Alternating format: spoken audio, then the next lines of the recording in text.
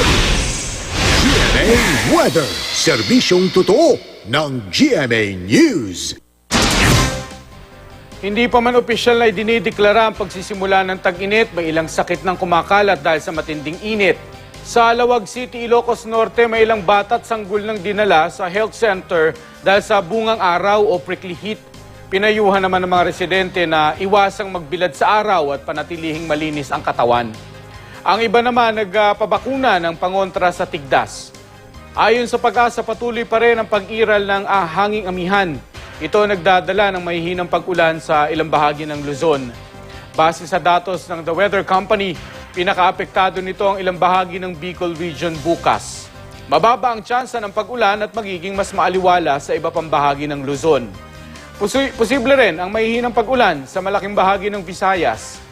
Magiging mas makulimlim ang papawirin sa eastern section nito. Asahan din ang maulap na langit sa Caraga Region. Makararanas ng mahihinang pag-ulan at thunderstorms ang Kalakhang, Mindanao.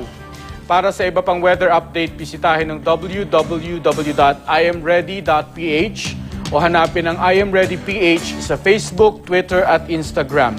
Magplano para sigurado, I Am Ready, serbisyong totoo ng GMA News.